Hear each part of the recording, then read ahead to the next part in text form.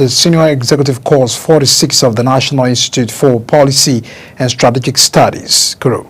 The 8-point recommendation, the course participants urged the federal government to set up the enactment of the Digital Economy and E-Governance Bill of 2024 and encourage states to waive the right of waive fees on the deployment of telecoms infrastructure.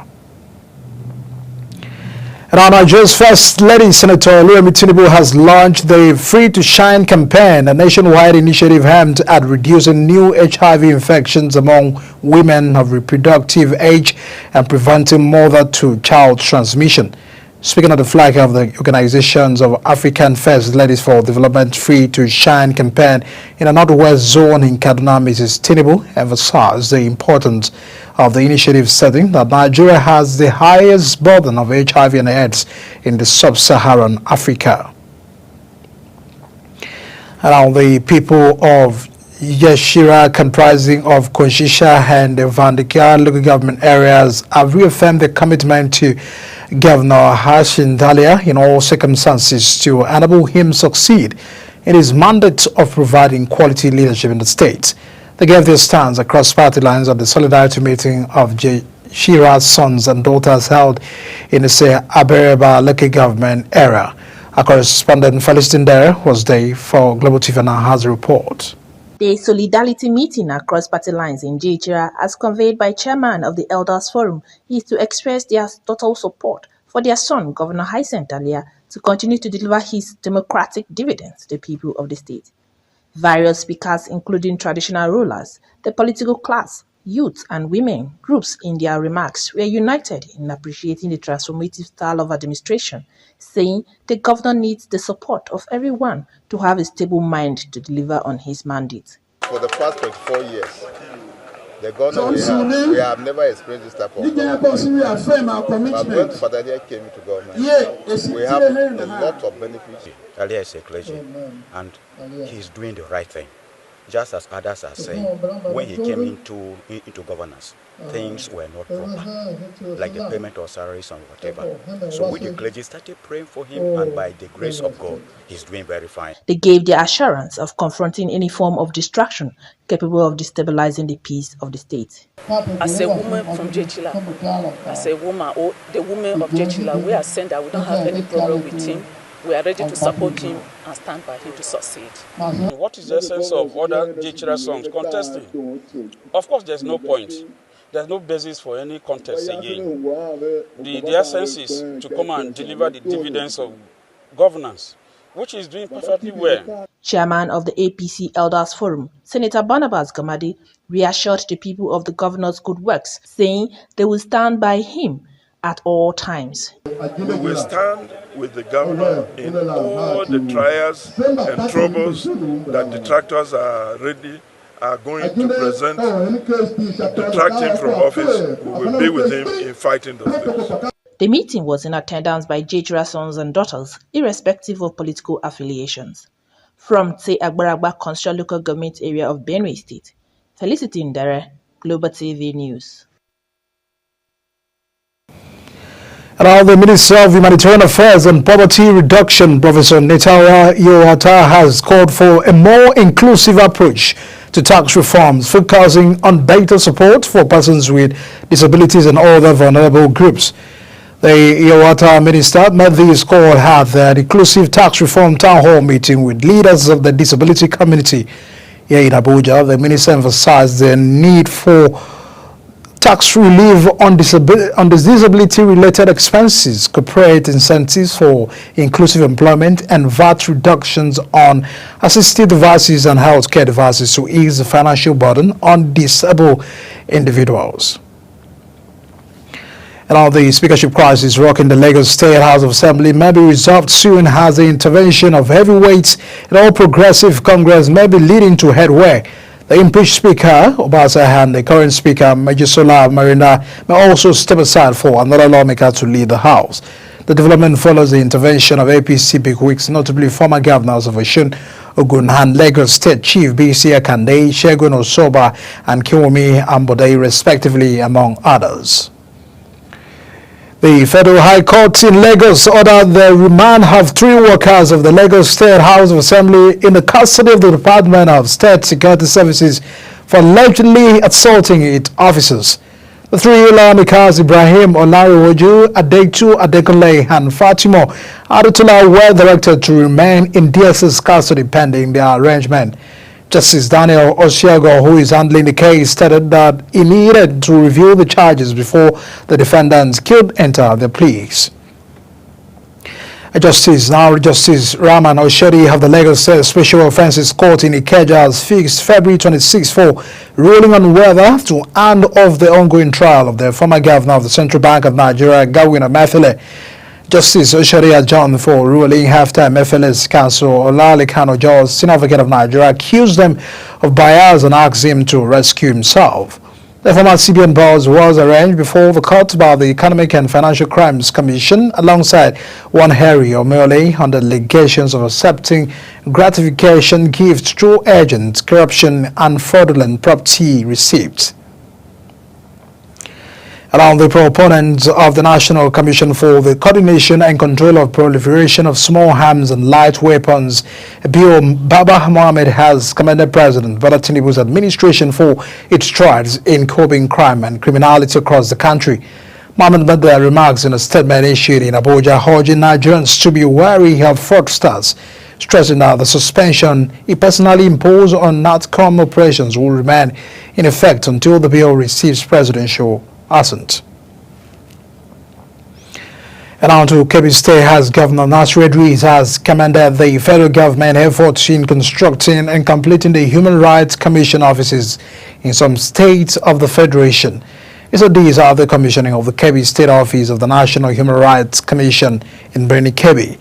Idris said the event reflected the federal government's commitment under the leadership of President Bola Tinubu to improve cooperation and coordination in the planning and implementation of human rights across the country. An All Progressive Congress chieftain Olatuwosho Oyentoye has called on the federal government to release monthly allocations to the court reinstated APC-elected local government chairman in Osun State. Oyentoye made this appeal in a statement issued after addressing newsmen in a suburb of the state's capital. While making the appeal, he insisted that the state government, who at the appropriate time, be held accountable for the the funds spent on the recently conducted local government election, noting that it's a waste of taxpayers' money. Now you're watching the live broadcast of News Cycle. When News Cycle returns, Vice President Shettima says support for local enterprises is catalyst for sustainable economy. We have those details from the foreign scene as well as more stories from business and sports segment for you right after this break. Please stay with us.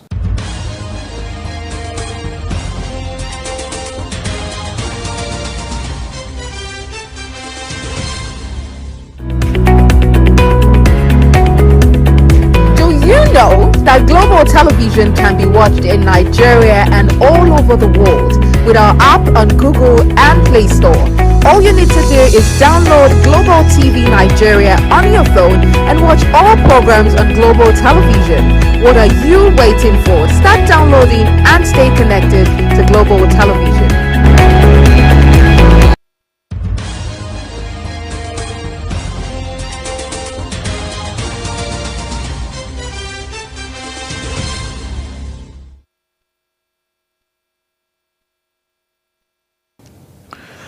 Welcome back. As you are watching the News Cycle here on Global Television, now a quick look at the world of business, where Vice President Kashim Shettima has emphasized the crucial role of local enterprises in ensuring Nigeria's economic sustainability, asserting that strong support for small and medium-sized businesses is vital for long-term national development.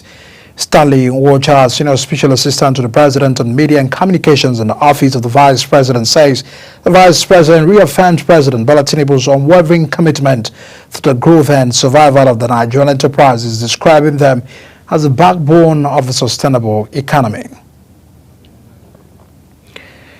Now, the federal government, through the Nigerian Electricity Regulatory Commission, has directed all electricity distribution companies to publish the refunds they have made to customers who purchase meters under the Meter Asset Provider Scheme. The Commission announced this on its social media handle. The Commission held the first Nigerian electricity supply industry stakeholders meeting here in 2025.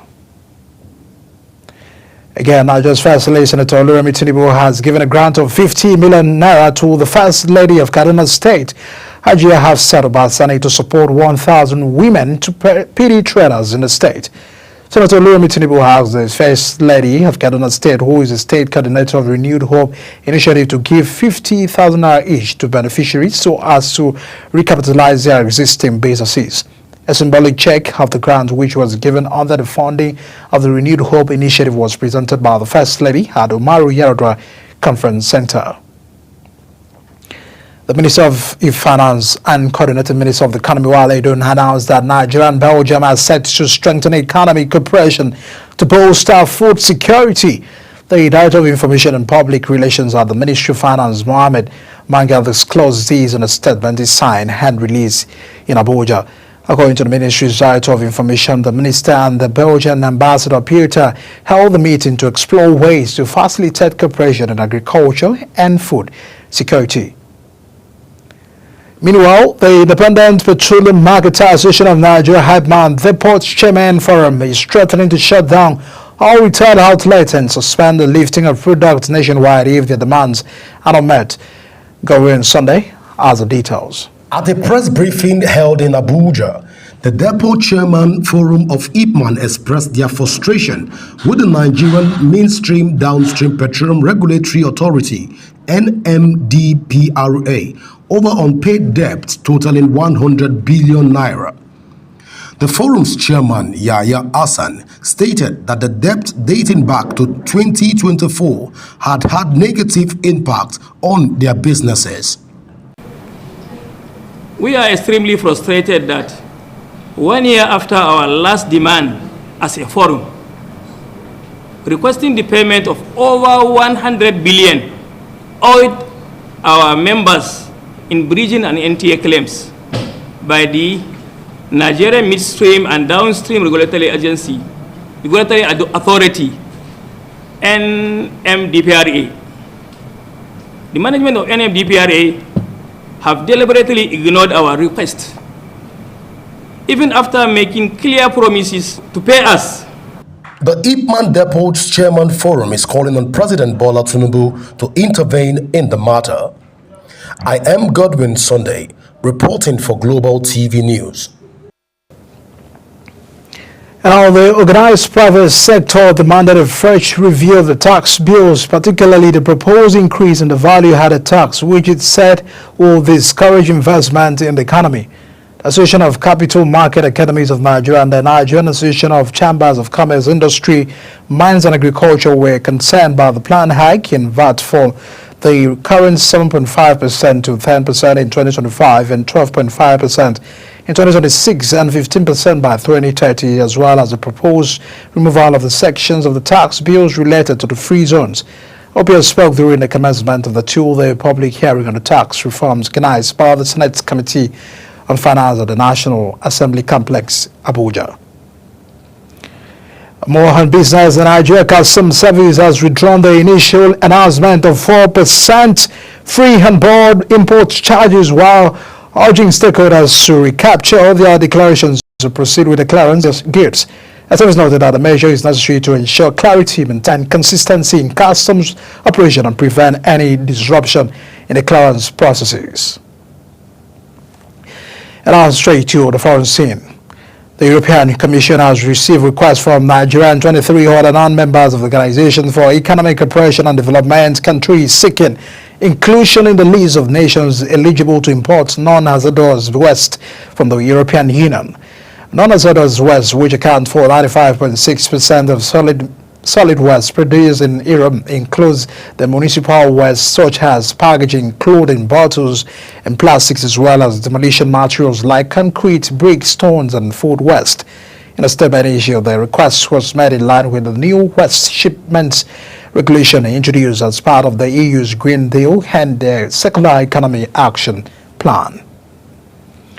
And now, French President Emmanuel Macron says a truce between Ukraine and Russia could be agreed in the coming weeks following talks with Donald Trump In the White House, Macron said any peace deal must not be a surrender of Ukraine and must be backed by security guarantees. Meanwhile, the Russian President Putin says he's open to offering the United States access to rare minerals, including from Russian-occupied Ukraine. And this comes after U.S. President Donald Trump repeatedly pushed for Ukraine to give up some of its minerals in exchange for supporting a deal. One Ukrainian minister noted it's been finalized. Putin says he is ready to offer resources to American partners in joint projects, including mining in Russia's new territories. And I'm moving to sports. Remo Stars coach Daniel Ogumode has charged his team to take another step towards winning their first Nigeria Premier Football League title as they travel to face Nasarawa United in 2024-2025 match day 26 game on Wednesday. Currently top on the table with 51 points and holding a 10-point gap ahead of the closest challengers. The Ikana sides are seeking to strengthen their grip in their title race with another away win. Thanks to 3C's 2-2 draw at home to Lobby last Wednesday, the sides were able to open up a 10-point gap by responding with a 2-1 win over Kwara United, and they could take an unaccessible lead with another win. And Amos Simon has been named in the WashCode.com League 1 Team of the Week for his outstanding performance in the match day 23 of the French top flight. After injury scares during training, the Nigeria International successfully passed the late fitness test before facing Lens